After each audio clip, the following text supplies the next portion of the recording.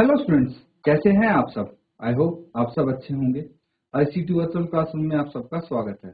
मैं विकास, class 11th का maths कर रहे हैं बच्चों। हम चैप्टर है आपका स्ट्रेट लाइंस यानी सरल रेखाएं।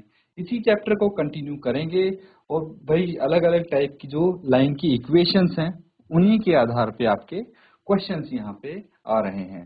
तो देखिए, ये आपका नेक्स्ट क्वेश्चन है, इसको समझेंगे और सॉल्व करेंगे आज हम। क्वेश्चन क्या कहता है, देखिए बेसिकली ये यहाँ पे जो ये चैप्टर पढ़ रहे हैं इसका प्रैक्टिकल यूज दिखाता है कि कैसे आप इसका इस्तेमाल कर सकते हैं। ऐसा नहीं कि फालतू में ही ये चैप्टर आपको पढ़ाया जा रहा है, प्रैक्टिकली भी इनका चीजों का यूज होता है। कैसे होता है यहाँ पे आप समझ पाएंगे। क्या बोला गया है, the owner of a milk store finds that he sell 980 liter of milk each week at rupees 14 per liter and 220 liter of milk each week at rupees 16 per liter. Assuming a linear relationship between selling price and demand, how many liter could he sell weekly at rupees 17? तो बच्चों यहाँ पे आपको क्या बोला गया है कि 980 लीटर दूध वो बेचता है 14 रुपए प्रति लीटर हर हफ्ते, और 1220 लीटर बेचता है 16 रुपए पर लीटर हर वीक। अगर इन दोनों के बीच में एक लीनियर रिलेशनशिप हो, किसके, सेलिंग प्राइस और डिमांड। सेलिंग प्राइस क्या है, यहाँ पे सेलिंग प्राइस है 14 रुपए लीटर और 16 रुपए लीटर, और डिमांड कितनी है 980 लीटर और 1220 लीटर। तो आपको अगर एक कोई लीनियर रिलेशनशिप है, लीनियर रिलेशनशिप मतलब अगर इनके रिलेशनशिप की एक स्ट्रेट लाइन बन रही है तो 17 रुपए पर लीटर में कितना दूध बेच पाएगा वीकली, ये आपसे पूछा जा रहा है। ठीक है, यानी किसी दूध भंडार का स्वामी प्रति सप्ताह 980 लीटर दूध ₹14 प्रति लीटर के भाव से और 1220 लीटर दूध ₹16 प्रति लीटर के भाव से बेच सकता है। विक्रय मूल्य तथा मांग के मध्य के संबंध को रैखिक मानते हुए, लीनियर, ये इंपॉर्टेंट है बच्चों, कि यह ज्ञात कीजिए कि प्रति सप्ताह वह कितना दूध 17 रुपए प्रति लीटर के भाव से बेच सकता है। ये क्वेश्चन है। देखिए, मैंने थोड़ा बहुत आपको समझा दिया है कैसे इसको सॉल्व करने हैं। अब आप फटाफट इसको हल करके बताइए कैसे हो सकता है। देखिए, प्रीवियस क्वेश्चन एक हमने किया था, कुछ इसी तरह का था। वहां पे क्या था, वहां पे थी भाई कॉपर रोड थी, और वहां पे उसकी लेंथ दी हुई थी और टेम्परेचर दिया हुआ था, बताया था कि कितने डिग्री पे कितनी लेंथ है उसकी। ठीक है, तो उस टाइप का क्वेश्चन आपने सॉल्व किया था। यहां पे आपको दिया है डिमांड और सप्लाई का क्वेश्चन, बस उनके बीच में लीनियर रिलेशनशिप है, ये आपको मानना है। ठीक है बच्चों, तो जल्दी से इसको नोट डाउन करिए और सॉल्व करके आंसर बताएंगे आप।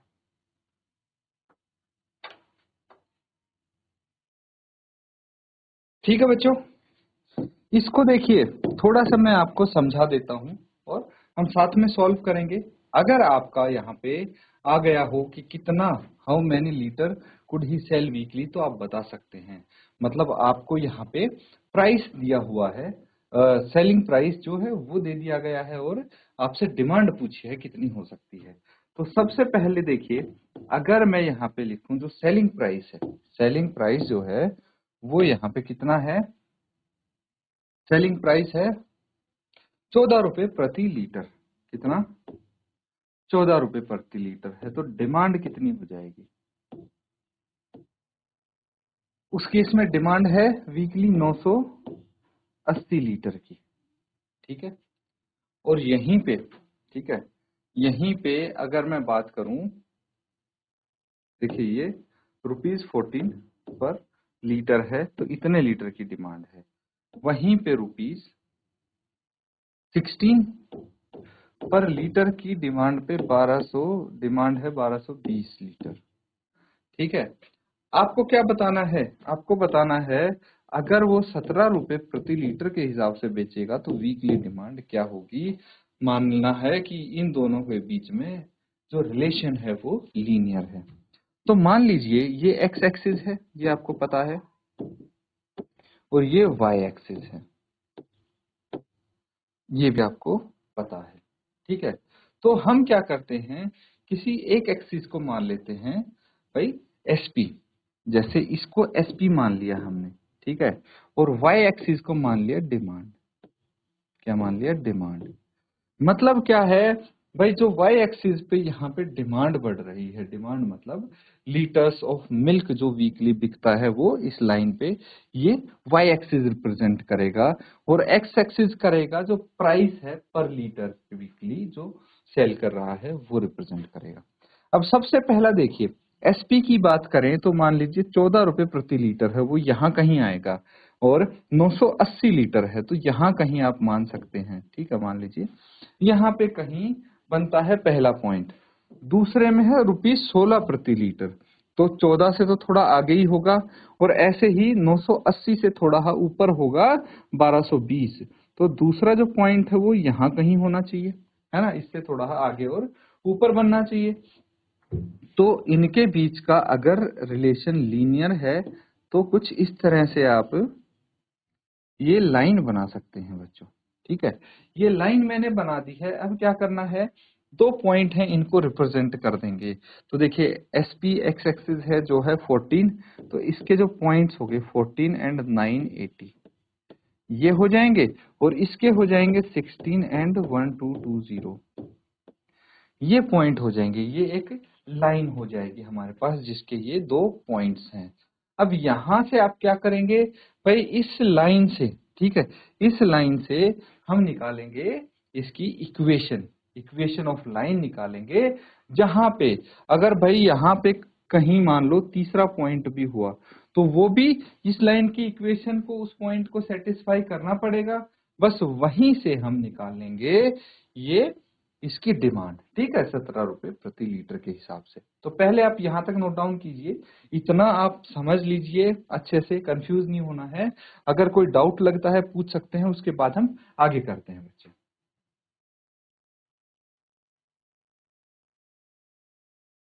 तो ठीक है बच्चों, आगे करते हैं कंटिन्यू इसको। अब देखिए यहाँ पे पॉइंट्स कौन से होंगे, ठीक है, ये दो पॉइंट्स हो गए, यहाँ पे लिख लेते हैं इन पॉइंट्स को। तो क्या लिखेंगे बच्चों, आप यहाँ पे लिखेंगे पॉइंट्स ऑफ लाइन आर, एक तो हो गया 14 980 एंड 16 1220, ये पॉइंट्स हो गए लाइन के। हमें क्या निकालना है, इस लाइन की इक्वेशन निकालनी है। जो लाइन के पॉइंट्स हमने यहाँ पे निकाल लिए हैं, पता लगा लिए हैं, उसकी इक्वेशन कैसे पता लगाएंगे बच्चों, इक्वेशन ऑफ लाइन क्या होती है, इक्वेशन ऑफ लाइन। देखिए दो पॉइंट है हमारे पास, तो क्या हम 2 पॉइंट फॉर्म से निकाल सकते हैं, 2 पॉइंट फॉर्म, दो बिंदु रूप से हम इनके इक्वेशन निकालते हैं लाइन के। अब फॉर्मूला आपको पता है, सूत्र का इस्तेमाल कीजिए, y minus y1 is equal to y2 minus y1 upon x2 minus x1। क्या होता है ये y2 minus y1 upon x2 minus x1, 1 है ना यहाँ पे, क्या होता है ये याद है किसी को बच्चों, ये होता है स्लोप का फॉर्मूला, है ना। तो ये चीज बीच बीच में जो आती है वो पता होनी चाहिए, x माइनस x1 यहाँ पे लिख लेंगे। अब फटाफट वैल्यूज रख दीजिए बच्चों, इसकी वैल्यूज कैसे रखेंगे, जो ये पॉइंट है यहाँ पे देखिए, this is x1, this is y1, ये हो गया x2 एंड ये हो गया y2। बस ये वैल्यूज उठा के फटाफट यहाँ पे इक्वेशन में रख देंगे हम। y माइनस x, y1 कितना है 980 है, y2 कितना है 1220 माइनस 980 अपॉन ये है आपका 16 और ये है 14, 60 माइनस 14। अब x माइनस x1 कितना है 14, लिख लीजिए आप। तो देखिए ये वैल्यूज रख के ऐसा कुछ हमें प्राप्त हुआ है। आगे क्या करना है, इस इक्वेशन को आगे फर्दर सॉल्व करेंगे हम, क्या आ जाएगा y माइनस 980, और देखिए यहाँ पे आ जाएगा 1220 माइनस 280, कितना होता है 1220 माइनस 280, ये आ जाएगा 12 माइनस 8 4, और ये आ जाएगा 11 ठीक है, ऐसा कुछ आएगा बच्चों।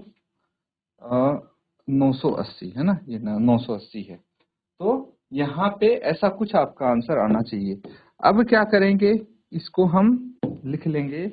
कितना आ गया था, 240 आ गया था, अपॉन 16 माइनस 14 2 आ गया, और ये x माइनस 14 है। 2 से इसको कैंसिल आउट करेंगे तो 120 आ जाएगा।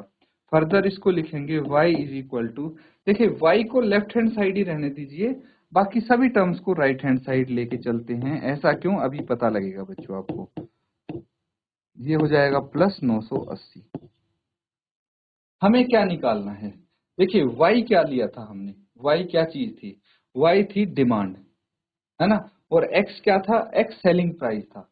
तो हमें SP पता है, सेलिंग प्राइस पता है ना, उस वीक का सेलिंग प्राइस पता है ना हमें। तो according to question, if selling price is, या फिर पूरा लिखेंगे तो आप, selling price of milk is ₹17 per litre, then x बराबर है 17 हो जाएगा। ठीक है, x 17 हो जाएगा, और ये पॉइंट इस इक्वेशन को सेटिस्फाई करेगा। ठीक है, तो x 17 है, तो हम डिमांड निकाल पाएंगे, y डिमांड है ना, तो यहाँ पे x की वैल्यू पुट कर देते हैं हम। y is equal to 120 17 minus 14 plus 980। अब समझ में आया y हमने लेफ्ट हैंड साइड क्यों रखा था, क्योंकि हमें डिमांड फाइंड आउट करनी है। कितना आ जाएगा ये, 120 17 माइनस 14 3 प्लस 980 यहाँ पे लिख देंगे। y इज इक्वल टू कितना हो गया, 12 3 36 360 प्लस 980 यहाँ पे लिख देंगे। आगे ऐड कर देंगे, ऐड करके कितना आ जाएगा, 0 एज इट इज, 8 और 6 14, 1 हासिल, 9 और 3 12 और 1 13, 1340 लीटर्स। ठीक है, 17 रुपए के हिसाब से वीकली वो 1340 लीटर में सेल कर सकता है। अब देखिए यही चीज पूछी थी कि how many litre could he sell weekly at ₹17। तो आप लिखेंगे therefore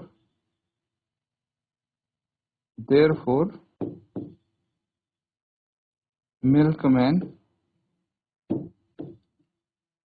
could sell 1340 लीटर वीकली।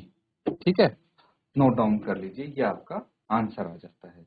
तो बच्चों इस तरह से कर सकते हैं, and this is your practical application for this type of questions. तो इसको नोट डाउन करेंगे, ये क्वेश्चन अपना यहाँ पे कंप्लीट हो जाता है।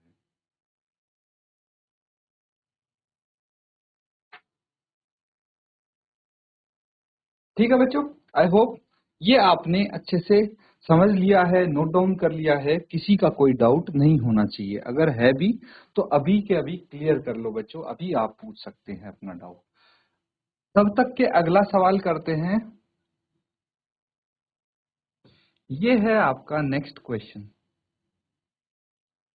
ये भी बहुत मजेदार क्वेश्चन है बच्चों, ध्यान से इसको समझना।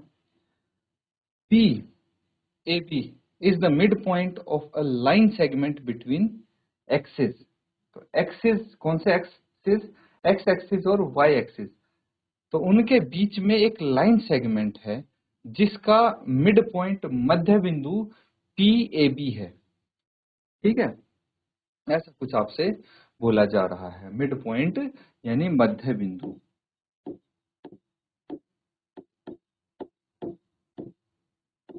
मध्य बिंदु, तो show that equation of the line is x by a plus y by b is equal to 2। ठीक है, ऐसी इक्वेशन होगी, ये आपको दर्शाना है। तो देखिए क्वेश्चन जो आपको दिया है उसको थोड़ा आप ग्राफिकली समझने की कोशिश करो। जो एक्सिस की बात हो रही है कार्टेशियन प्लेन पे अगर हम बनाते हैं तो यही होंगे, ये एक्स एक्सिस हो गया, ये वाई एक्सिस हो गया। अब मान लीजिए एक लाइन सेगमेंट है, ठीक है, ये हम वो लाइन सेगमेंट मान लेते हैं, कोई दिक्कत तो नहीं है इसको मानने में। चलिए आगे इसको यहाँ पे करने की कोशिश करते हैं। तो ये अगर आपके पास लाइन सेगमेंट है तो देखिए इसका मध्य बिंदु मिड पॉइंट यहाँ पे है, जो P और इसके कोऑर्डिनेट A और B से रिप्रेजेंट किए गए हैं। ठीक है, अब सोचिए इस लाइन सेगमेंट के यहाँ पे भी कुछ पॉइंट होगा और यहाँ पे भी कोई पॉइंट होगा, है ना। तो हम एक काम करते हैं, यहां से यहां तक का अगर डिस्टेंस है h और यहां से यहां तक का अगर डिस्टेंस है k, ठीक है, ऐसे हम मान लेते हैं। तो मुझे बताइए कि इस पॉइंट के कोऑर्डिनेट्स क्या हो जाएंगे। ठीक है, मान लीजिए ये पॉइंट हो गया A और ये हो गया B, पॉइंट B, इधर लिख देता हूं मैं, ये पॉइंट B। इन दोनों के कोऑर्डिनेट्स बता सकते हैं आप, बहुत इजी है। कैसे, मैं बताता हूं। देखिए ये ओरिजिन है, ठीक है, ये ओरिजिन है। अगर हम एक्स एक्सिस की तरफ चलेंगे तो यहाँ पे y 0 होगा, y 0 होगा, क्योंकि y तो बढ़े ही नहीं, हम सिर्फ एक्स एक्सिस बढ़ रहे हैं और यहां से यहां तक का डिस्टेंस h है, तो ये h 0 आप लिख सकते हैं। लिख सकते हैं कि नहीं लिख सकते, बिल्कुल लिख पाएंगे। उसके बाद सिमिलरली b के कोऑर्डिनेट्स अगर आप जानना चाहें तो यहाँ पे देखिए हम क्या बोल सकते हैं, x एक्सिस पे कहीं नहीं गए, हम सिर्फ y एक्सिस पे बढ़े, तो यहाँ पे x 0 हो जाएगा और y पे कहाँ तक बढ़े, k तक, ये डिस्टेंस अगर k है। तो b के पॉइंट्स कोऑर्डिनेट्स हो गए जो, वो हो गए 0 और k। अब देखिए कि हमें क्या बतानी है, हमें ये इक्वेशन ऑफ लाइन शो करनी है कि ये है। अब हमारे पास एक लाइन है, ठीक है, जिसके आपको कोऑर्डिनेट्स भी पता हैं, इस फॉर्म में है। बस यहां से आप इक्वेशन निकालने की कोशिश करेंगे और उसी से आपको ये मिल सकता है ना, उसी से इसको फाइंड आउट करने की कोशिश करेंगे। ऐसा ये आ पाता है या नहीं उस इक्वेशन से, ये देखेंगे। तो चलिए इतना मैंने आपको समझा दिया है, अब धीरे धीरे करके इसको अटेम्प्ट कीजिए, सॉल्व कीजिए। कुछ नहीं है, जैसे हम क्वेश्चन करते आ रहे थे, इक्वेशन ऑफ लाइन आपको पता है फॉर्मूला, लगा के देखिए। शुरू करेंगे क्वेश्चन सॉल्व करना, धीरे धीरे अपने आप आंसर की तरफ बढ़ते जाएंगे। फटाफट इसको सॉल्व करेंगे।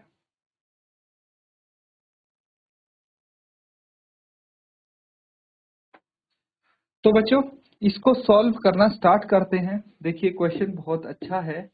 यहाँ पे सबसे पहले मुझे बताइए कि जो मिड पॉइंट है, ठीक है, यहाँ पे लिखेंगे कि hair mid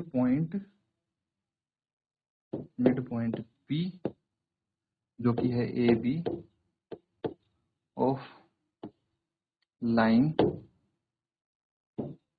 segment A B. ठीक है, ए बी लाइन सेगमेंट का मिड पॉइंट है P, जिसके कोऑर्डिनेट्स हैं A और B। तो यहाँ पे अगर ये हमारी लाइन सेगमेंट है, ठीक है, ए बी, इनके कोऑर्डिनेट्स हमने निकाले हैं। यहाँ पे A है h 0 और B है 0 k, और इसका जो मिड पॉइंट है वो है P, that is A B. तो मुझे बताइए क्या आपको याद है मिड पॉइंट फॉर्मूला, मध्य बिंदु सूत्र क्या है? तो बिल्कुल याद होगा बच्चों आपको, यूजिंग मिड पॉइंट फॉर्मूला। क्या होता है मिड पॉइंट फॉर्मूला, किसी को याद है? देखिए x equal to x1 plus x2 by 2। ये x क्या है? देखिए इस केस में अगर हम बात करें तो ये x हो गया a, है ना, और x1 हो गया h और x2 हो गया 0, है ना। तो बस हमें फॉर्मूला पता होना चाहिए, y किसके बराबर होगा, y1 plus y2 bye 2। Clear है? अब हम वैल्यूज पुट करके देखेंगे भाई लाइन इसके, अगर हम P के कोऑर्डिनेट्स को यहाँ पे निकालने की कोशिश करें तो क्या आएगा।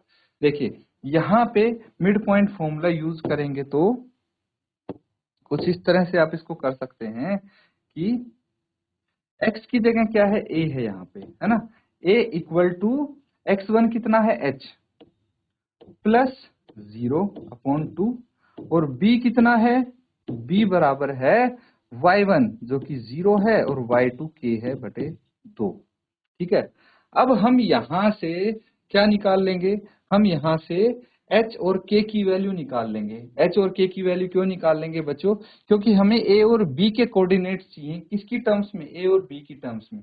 अब ऐसा क्यों चाहिए? आपके मन में ये सवाल आएगा कि भाई ये ए और बी की टर्म्स में क्यों चाहिए? हमने मान तो लिया के और एच की टर्म्स में, लेकिन नहीं बच्चों, जो इक्वेशन हमें फाइनली शो करनी है उसको देखिए, उसकी तरफ देखिए ध्यान से।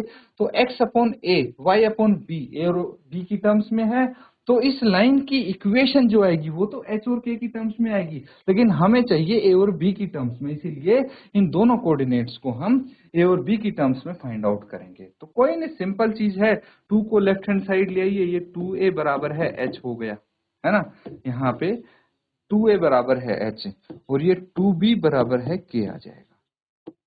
सिंपल है, ये तो कोई बड़ी बात नहीं है ना, ये निकल गए। अब मुझे बताइए, now coordinates of point A क्या होंगे, फटाफट लिख लीजिए यहाँ पे। एंड कोऑर्डिनेट्स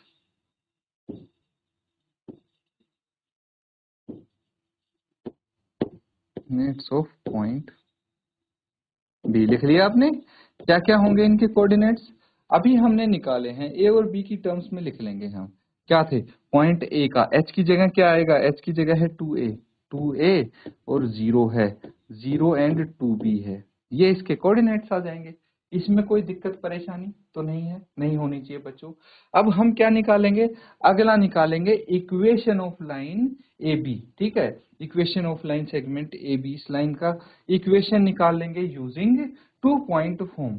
2 पॉइंट कौन सा हो गया? एक ये हो गया, एक ये हो गया, और इनकी हेल्प से हम इक्वेशन निकालेंगे। पहले यहां तक नोट डाउन कर लीजिए, उसके बाद हम आगे करते हैं।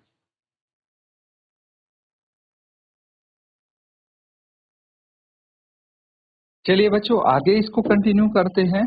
अब लिखेंगे आप इक्वेशन ऑफ लाइन किससे? 2 पॉइंट फॉर्म से, 2 बिंदु रूप से हम निकालेंगे। इससे तो बहुत हम इक्वेशन निकाल चुके हैं, इसमें तो दिक्कत नहीं आएगी आपको। फॉर्मूला लिख लेंगे, क्या होता है? y minus y one is equal to y2 minus y one upon x2 minus x1 और x माइनस x1, ठीक है। अब यहाँ पे वैल्यूज पुट कर देंगे। क्या वैल्यूज हैं बच्चों? a की वैल्यूज है ना, a के कोऑर्डिनेट्स और b के कोऑर्डिनेट्स अभी हमने फाइंड आउट किए थे, वो रख देंगे। क्या है? ये है 2a 0 और 0 2b, 2a 0 एंड 0 2b, है ना। तो ये हो गया x1, ये y1, ये हो गया x2, ये y2। That's it. इसको आगे हम लिखेंगे, क्या लिखेंगे? y माइनस y1 कितना है? 0 इज इक्वल टू y2 कितना है? 2b माइनस 0 अपॉन x2 कितना है? x2 है 0, 0 माइनस कितना हो जाएगा? 2a। और यहाँ पे आप क्या लिखेंगे? x माइनस ये कितना आ जाएगा? x1, x1 है बच्चों 2a। ऐसा कुछ आ जाएगा, है कि नहीं? तो आगे इसको हम फर्दर सॉल्व कर लेंगे, तो कितना आ जाएगा देखिए, y is equal to 2b upon 2a, ये माइनस का हो जाएगा। इसको आपस में काट देंगे 2 से 2, और ये क्या आ जाएगा? x माइनस 2a यहाँ पे आ जाएगा, ठीक है बच्चों। उसके बाद क्या करना है? उसके बाद या तो आप इस ब्रैकेट को ओपन कर दीजिए, या फिर a को लेफ्ट हैंड साइड ले जाइए, ब्रैकेट को ओपन कर दीजिए, minus bx and plus 2ab, ऐसा कुछ आ जाएगा। उसके बाद क्या करना है? देखिए x को लेफ्ट हैंड साइड ले आइए, x वाली टर्म को, तो bx plus ay is equal to 2ab। क्या किया है मैंने? bx को बाईं तरफ लेके आ गए हम, और 2ab को राइट हैंड साइड छोड़ दिया। याद कीजिए जो हमें इक्वेशन शो करनी थी उसमें हमारा जो कांस्टेंट टर्म थी वो राइट की तरफ थी और x और y वाली टर्म लेफ्ट की तरफ थी, तो उसको हमें ध्यान में रखते हुए ये करना है। अब क्या करेंगे, देखिए ये हमारे पास bx प्लस ay बराबर है 2ab है, यहाँ पे मैं दोबारा लिख दिया है। अब इस पूरी सभी टर्म्स को, जितने भी पद हैं उनको ab से आप डिवाइड कर देंगे। Divide each term by AB। AB से डिवाइड क्यों करेंगे, क्योंकि हमें जो चाहिए A और B डिनोमिनेटर में चाहिए बच्चों। तो bx अपॉन AB सब को डिवाइड कर दीजिए, ay upon AB is equal to 2ab upon AB। अब देखिए B से ये B कट गया, A से ये A कट गया, AB से AB कट गया, यहाँ पे क्या आ गया x upon A plus y upon B is equal to 2। ठीक है, हेंस प्रूव्ड। देख लीजिए बच्चों, क्वेश्चन में मैं दिखा देता हूं आपको, क्या ये इक्वेशन यही है जो शो करनी थी आपको, x upon a plus y upon B is equal to 2। हमारी देखिए हमारी भी इक्वेशन सेम आई है, x upon a plus y upon B is equal to 2। इस तरह से आप प्रूव कर सकते हैं बच्चों। बस जैसे आपको स्टार्टिंग से क्वेश्चन करने लगेंगे तो आपको दो तीन चीजों को ध्यान में रखना है कि भाई आपको किस टर्म्स में प्रूव करना है। जैसे ए और बी की टर्म्स में किया था तो हमने उसी अकॉर्डिंग पहले जो 2 पॉइंट थे ए और बी उनको भाई इसी टर्म्स में यहाँ पे लिख लिया है। इस तरह से आप इजीली इन क्वेश्चंस को कर सकते हैं। फटाफट नोट डाउन कर लीजिए। तो स्टूडेंट्स जो क्वेश्चंस आज हमने किए हैं यहाँ पे, उम्मीद करता हूं अच्छे से आप समझ रहे होंगे और आप लेवल भी देख रहे हैं इन क्वेश्चंस का। जैसे जैसे एक्सरसाइज में हम आगे बढ़ते हैं क्वेश्चंस का लेवल बढ़ता जाता है, इसीलिए धीरे धीरे करके मैं बिल्कुल अच्छे से समय लेके आपको एक एक पॉइंट समझाता हूं इन क्वेश्चंस में, क्योंकि जल्दी जल्दी में आपको समझ में ना भी आए, इसीलिए तसल्ली से ये क्वेश्चंस आप भी समझें। अगर एक बार में समझ नहीं आता तो दोबारा देखें, तिबारा देखें, अच्छे से आपको समझ में आ जाएगा। इसी के साथ आज का सेशन यहाँ पे एंड करेंगे। Thank you and have a nice day.